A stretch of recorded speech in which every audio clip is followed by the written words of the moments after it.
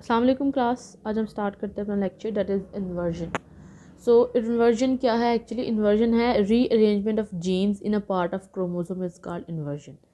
कि जीन्स का क्रोमोसोम के अंदर रीअरेंज होना।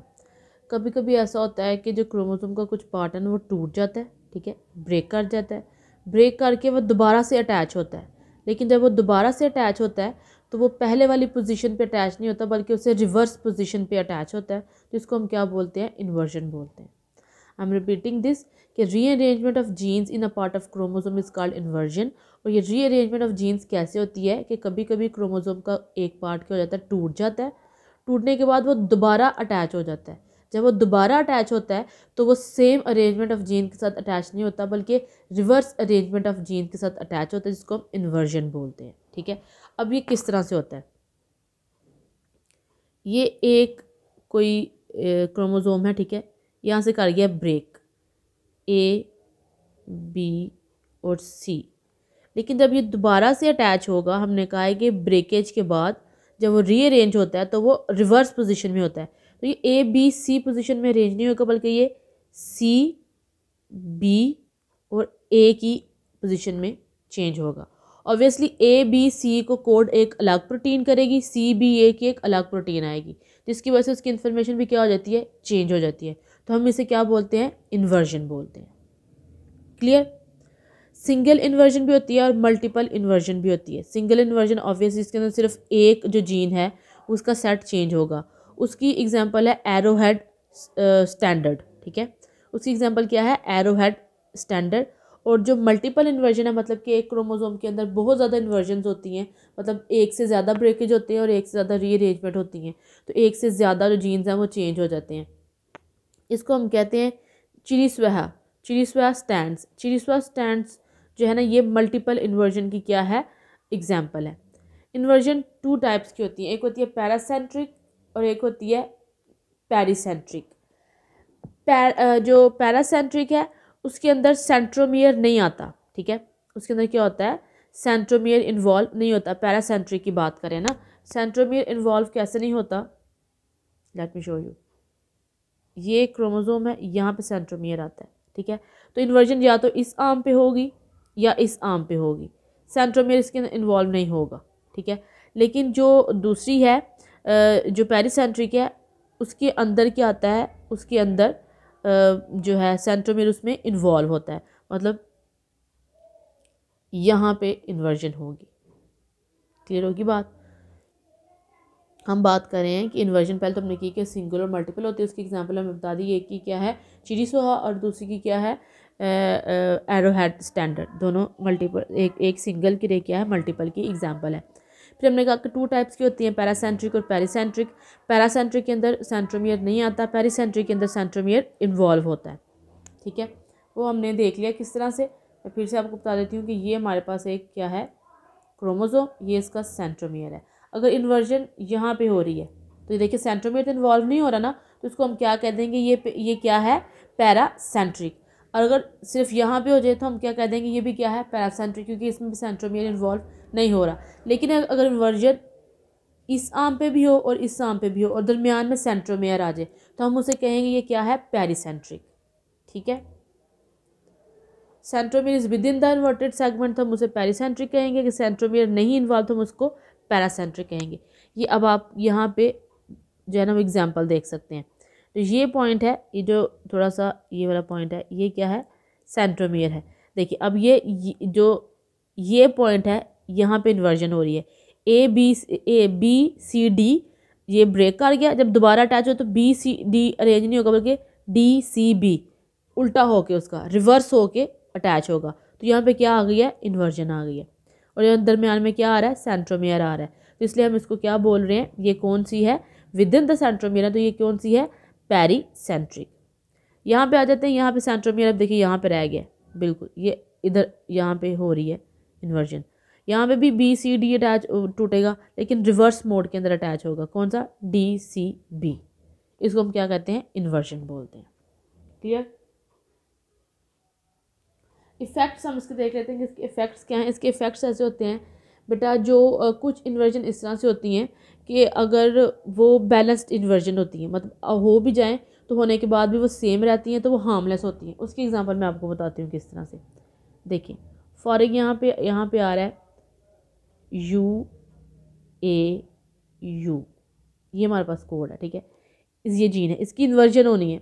अगर ये टूट के इन्वर्जन हो रही है, रिवर्स भी होगा, तो फिर भी क्या बनेगा U A U। इन्वर्जन हुई भी है लेकिन हार्मलेस है, क्योंकि इसका कोई चेंज ही नहीं आया। क्लियर होगी बात? तो इसका चेंज बिल्कुल भी नहीं आएगा, ये सेम सिमिलर रहेगी। क्लियर होगी बात? ये भी इस तरह की इन्वर्जन भी हो सकती हैं। तो इसकी वजह से जो होती हैं, मतलब ये जो जिस इंडिविजुअल के अंदर ये इन्वर्जन आएगी, उस इंडिविजुअल के अंदर कोई भी आपको हार्मफुल चेंज नज़र नहीं आएगा, लेकिन वो कैरियर होगा। वो इन्वर्जन का क्या होगा? कैरियर होगा। मे बी उसकी नेक्स्ट जनरेशन में कहीं ना कहीं कोई प्रॉब्लम आ जाए। क्लियर? ओके। उसके बाद जो मोस्ट कॉमन इन्वर्जन है ह्यूमन बींग्स के अंदर, वो क्रोमोसोम नंबर 9 पे आती है, ठीक है। जो सबसे कॉमन इन्वर्जन है ह्यूमन बींग्स के अंदर, वो कहाँ पे आती है? क्रोमोसोम नंबर 9 पे। और ये इन्वर्जन क्या होती है? जनरली ये भी डेलेटेरियस या हार्मफुल नहीं होती, ठीक है। लेकिन ये जो कैरियर्स होते हैं, मतलब जो कैरियर्स होते हैं, जब वो आगे से जो मतलब एक बंदे के अंदर ये इन्वर्जन है, उसके अंदर तो कोई मसला नहीं होगा। लेकिन जब ये नेक्स्ट उसकी जनरेशन जाएगी, तो उसमें 30% मिसकैरेजेस के चांसेस होते हैं। वो कपल्स जिनके अंदर ये इन्वर्जन प्रेजेंट है, मतलब उनके अंदर इन्वर्जन आ गई है, लेकिन उनको नुकसान नहीं होगा। लेकिन जब वो कपल्स बन जाएंगे, वो ब्रीड करेंगे, उनकी नेक्स्ट जनरेशन आएगी, तो उसके अंदर क्या होगा? उनमें 30% फिर क्या आएंगे? उसके चांसेस होंगे मिसकैरेजेस के। उसके बाद हेट्रोजाइगस इंडिविजुअल, मतलब हेट्रोजाइगस इंडिविजुअल मतलब कि इसके एक क्रोमोसोम के ऊपर इन्वर्जन है, दूसरे क्रोमोसोम के ऊपर इन्वर्जन नहीं है, तो ये हेट्रोजाइगस हो गया ना, ठीक है। मतलब कि एक, हम इसको हेट्रोजाइगस बोलते हैं ना, ये हेट्रोजाइगस है, ठीक है। तो और मतलब कि एक के ऊपर इन्वर्जन है, एक क्रोमोसोम के ऊपर, और एक क्रोमोसोम के ऊपर इन्वर्जन नहीं है, ये हेट्रोजाइगस कंडीशन आ गई। क्लियर?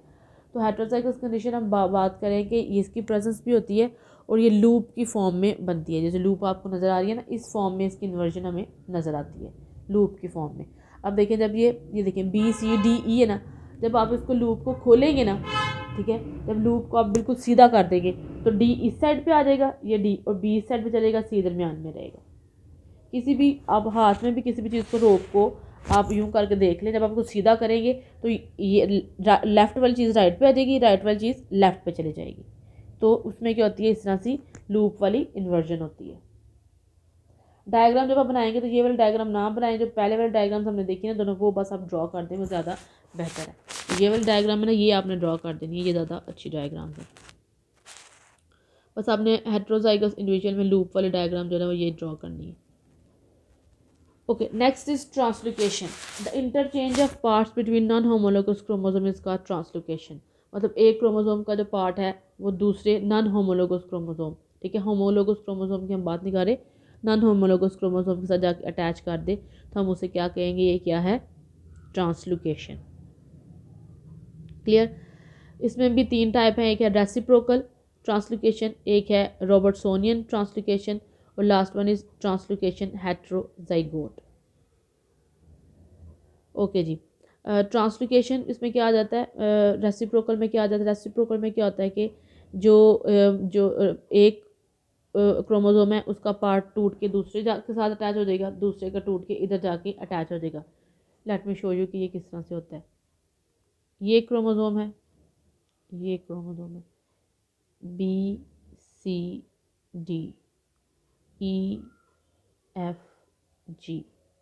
इसका ये पार्ट यहाँ से टूटेगा, इसका ये पार्ट यहाँ से टूटेगा, ये बहुत सारा पार्ट आके यहाँ पे फिट हो जाएगा, ठीक है, ये सारा पार्ट आके यहाँ पे फिट हो जाएगा, और ये इसका सारा पार्ट जाके यहाँ पे फिट हो जाएगा। इसको हम कहेंगे क्या हो रही है? ट्रांसलोकेशन। क्लियर? मतलब इसकी ये वाला जो वो है जीन है, उसकी इन्फॉर्मेशन इधर चले जाएगी, इसकी इन्फॉर्मेशन इधर चले जाएगी, तो ये क्या हो जाएगी? ट्रांसलोकेशन। ट्रांसलोकेशन एक्चुअली किसी भी चीज़ का एक जगह से दूसरी जगह मूव करने को कहते हैं, ठीक है। किसी भी चीज़ को जब हम एक जगह से दूसरी जगह मूव करते हैं, उसे कहते हैं ट्रांसलोकेशन हो रही है। लोकेशन में ट्रांस आ रहा है, लोकेशन में चेंज आ रहा है, तो इसकी लोकेशन में भी चेंज। इसकी लोकेशन पहले ये वाला क्रोमोसोम थी, अब इसकी लोकेशन ये वाला क्रोमोसोम बन गया है, और इसकी लोकेशन ये वाला क्रोमोसोम थी, और अब ये क्रोमोसोम आ गया। क्लियर होगी बात? इसे हम कहेंगे रेसिप्रोकल, जब दो ऑपोजिट जो है क्रोमोसोम वो आपस में क्या करेंगे, अपने उसको शेयर करेंगे। और ये 600 में से जो न्यू बॉर्न बेबी होते हैं उसमें 600 में से एक के अंदर ये वाली इन्वर्जन आती है, ठीक है। और अगर इसमें जो होते हैं ना उसमें मिसकैरेजेस के और चाइल्ड बॉर्न जो है ना नॉर्मेलिटीज़ के चांसेस बहुत ज़्यादा होते हैं ट्रांसलोकेशन के अंदर, ठीक है। तो अगर हम जेनेटिक टेस्टिंग वगैरह कराएं, जेनेटिक काउंसलिंग कराएं, तो हम इसको ओवरकम कर सकते हैं।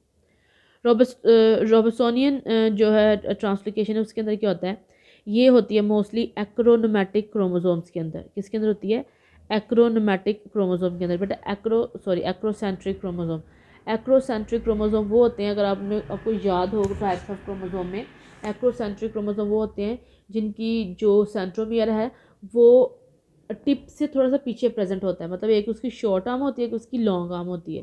लेट मी शो जो किस तरह का होता है। दिस इज एक्रोसेंट्रिक, मतलब ये शॉर्ट आर्म है, ये क्या है, इसकी लॉन्ग आर्म है। अब रॉबर्टसोनियन ट्रांसलेशन के अंदर होता क्या है कि इसमें जो इसकी शॉर्ट आर्म है ना, ये बिल्कुल ही ट्रांसलोकेट मतलब ख़त्म हो जाती है, टूट जाती है, लॉस हो जाती है, ठीक है। और इसके बाद जो दो, मतलब एक ये एक्रोसेंट्रिक है, एक साथ में ये क्या है, एक्रोसेंट्रिक है। इसकी भी ये लॉस करेगी, इसकी भी ये लॉस करेगी। तो फिर जब इनकी शॉर्ट आर्म लॉस कर जाती हैं तो ये यहाँ से क्या कर जाते हैं, यूनाइट कर जाते हैं। तो ये एक अलग से क्रोमोसोम बना देते हैं। ऑब्वियसली अब इनकी जो रीडिंग है वो भी चेंज होगी ना। इसकी रीडिंग इस पर ये आके लग जाएगा, जब दूसरा वाला शॉर्ट आर्म खत्म हो जाएगी, ये आके यहाँ पे अटैच हो जाएगा, तो इसकी इन्फॉर्मेशन ये भी क्या कर देगा, ट्रांसलोकेट कर देगा। इसको हम कहते हैं रॉबर्टसोनियन ट्रांसलोकेशन। मैं रिपीट करती हूँ इसको कि जो एक्रोसेंट्रिक क्रोमोसोम्स हैं वो क्रोमोसोम्स होते हैं जिनका सेंट्रोमियर टिप से थोड़ा सा पहले प्रेजेंट होता है, ठीक है। और वो एक्रोसेंट्रिक क्रोमोसोम होते हैं। उनमें एक बहुत शॉर्ट आर्म होती है, एक लॉन्ग आर्म होती है। शॉर्ट आर्म लॉस कर जाती है, तो जो दूसरे नॉन होमोलोगस क्रोमोसोम होते हैं उनकी जो आर्म्स हैं वो यूनाइट करके तो एक नया क्रोमोसोम बना देती हैं, ठीक है, जिसको हम क्या कहेंगे, रॉबर्टसोनियन ट्रांसलोकेशन। और ये क्या होता है, ये 45 जो क्रोमोसोम होता है ना, जो 45th क्रोमोसोम होता है उसके ऊपर ये ट्रांसलोकेशन शो होती है, ठीक है। और ये 13 और 14 क्रोमोसोम्स के जो क्रोमोसोम नंबर 13 है, क्रोमोसोम नंबर 14 है, उसके अंदर भी ये शो होती है। लेकिन ये मोस्टली जो है वो ये उससे भी रेयर है। ये जो रॉबर्टसोनियन है ये जो है रेसिप्रोकल है उससे भी रेयर है। वो 1600 में से एक में होती थी और ये 1300% में को एक में होती है। अगर 1300 लोग हैं तो उसमें से एक को क्या होगी, ये वाली ट्रांसलोकेशन होगी। ये उससे भी ज़्यादा क्या है, रेयर है।